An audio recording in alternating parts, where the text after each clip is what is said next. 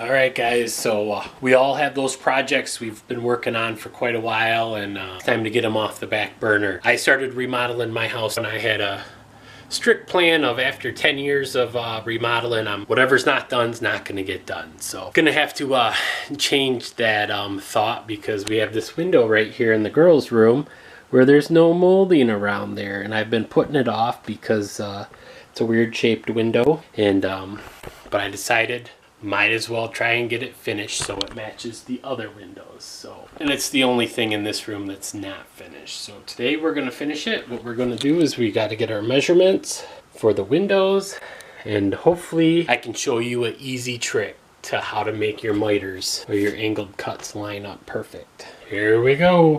Okay guys, since the last time we had the shop update, we have got a little better light situation, so it shines more evenly on the shop. Not the best, but still works pretty good. So we are going to take the clamps off of our cedar chest we worked on last time. Got the top boards all secured on there.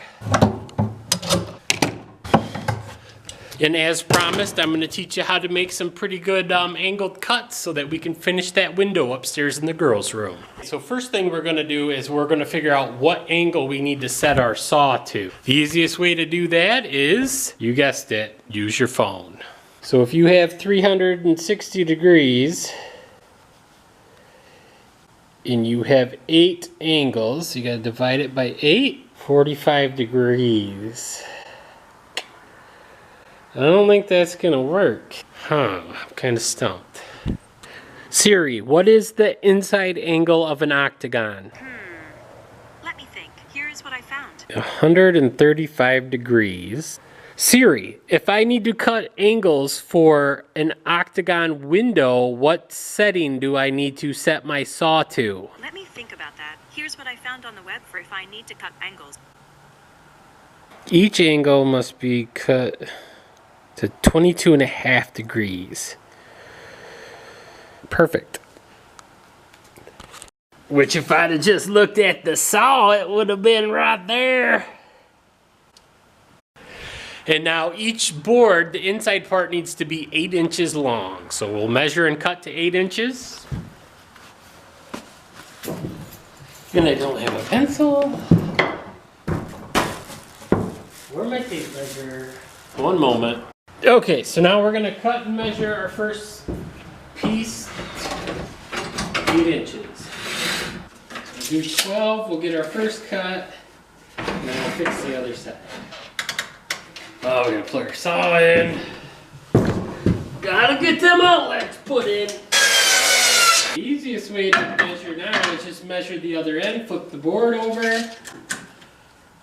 and measure at 8 inches. Which that doesn't seem like quite enough angle, but that's what the internet said to do, so we're going to do that 7 more times. One thing I probably shouldn't have to point out to skilled woodworkers, but make sure you measure at the right spot when you cut these off, because I measured from the inside of the tape closest to me when I hooked it on there, and you can end up with quite the difference in length. So make sure when you measure this way to here like this, and don't put it like this and mark right there, because see how much of a difference you'll end up having? That's what I did on my first 2 cuts, so I got to do a few more. So it's good to know what you're doing. Okay, so now that we have all our pieces cut, next thing to do is let's go see if they fit around the window properly. Okay, so we're gonna try to place them around the window. I don't have my air nailer put together or up here, so far they look like they're gonna fit pretty good. So let me get this set up so I can show you. I don't really have enough hands to hold them all, but we'll see what we can do. All right, well that's all the time we're gonna have this week for Shop Saturday.